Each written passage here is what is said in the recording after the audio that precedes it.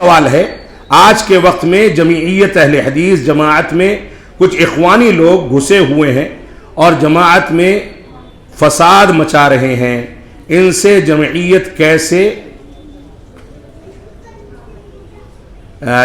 ان سے کیسے نپٹے، یا جو بھی لفظ ہے کیسے نجات ملے؟ دیکھیے، یہ موجودہ دور کے فتنوں میں سے ایک فتنہ ہے کہ ہم علم میں اور صبر و تحمل میں کمزور ہوتے چلے جا رہے ہیں۔ اس وجہ سے ہم کو بظاہر شیریں نظر آنے والے نعرے یا اچھے لگنے والی باتیں اتنی اچھی لگتی ہیں کہ ہم لوگوں کو قبول کر لیتے ہیں۔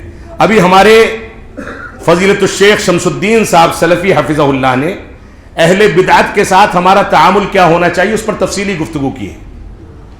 جماعت اہل حدیث کو بالخصوص موجودہ پرفتن دور میں ہر علاقے میں اس بات کی پوری توثیق کرنی چاہیے اور پورا یقین حاصل کرنا چاہیے کہ ہم سے منسلک لوگ جو ہیں وہ منہج کے لحاظ سے درست ہیں، قابل اعتماد ہیں یا نہیں ہیں، اور اگر نہیں ہیں تو ان کو سمجھایا جائے، رجوع کرتے ہیں تو بہتر ہے، ورنہ ان کو باہر کا راستہ دکھایا جائے۔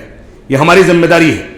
دوسری تنظیمیں جو صلح کلی کی پالیسی اختیار کرتی ہیں وہ سب کو برداشت کرتی ہیں، لیکن یہاں پر قرآن و سنت اور منہج صحابہ کی بنیاد پر دستور قائم کیا جاتا ہے، اسی بنیاد پر فتوے دیے جاتے ہیں، اسی بنیاد پر مسائل کا حل کیا جاتا ہے۔ لہذا یہ اتنا پاکیزہ دستور ہے کہ اس پاکیزہ دستور کے اندر کوئی ناپاک جرثومہ آ کر کے زندگی گزارنے لگے، اس کو برداشت نہیں کیا جانا چاہیے۔ اللہ رب العالمین ہم کو اس کی صلاحیت عطا فرمائے۔